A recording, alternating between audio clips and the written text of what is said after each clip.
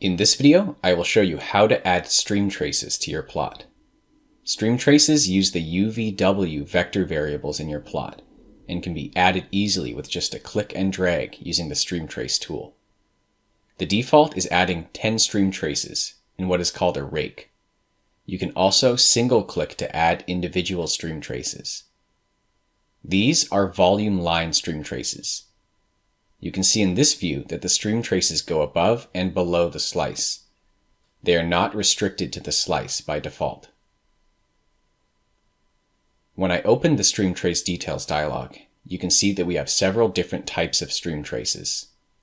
Volume line, volume ribbon, and volume rod are going to go through volume data. The surface line stream trace is surface restricted, and that does have to be added to a zone. Because this is a slice, we can't restrict stream traces to a surface. If you did want it restricted to a surface at this location, you would need to extract that slice to a zone, and then add the stream trace to the zone.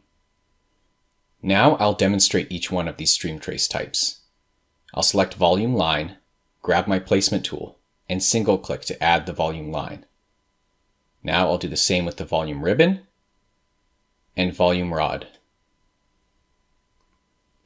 Zoom out to look at the slice. Control right click to rotate, middle mouse button to zoom, and you get a better view of each of these objects. The volume line is simply a line with rendered arrowheads.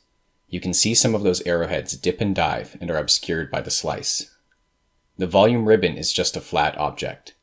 The volume rod is a 3D shape that has 3 points by default. Select the Rod/Ribbon tab to adjust the number of points.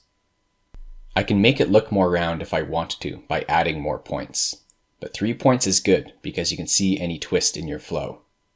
You can also adjust the width, and if I increase the width, both rods and ribbons are affected. I can also change the coloring. Now it's colored by density. If I turn off the slice, you can see the rods and ribbons better. Next, let's animate these stream traces. We are animating at this individual time step, instantaneous velocity in this case. When you're done animating, the streamlines stay in a mode that shows what we call timing markers and dashes. If you go to the timing tab, the markers can be turned on and off for the volume lines. Dashes affect all 3 stream trace types. Occasionally, you may have a flow that is very slow in a region, and your stream trace may stop prematurely. In this case, you can use the Integration tab.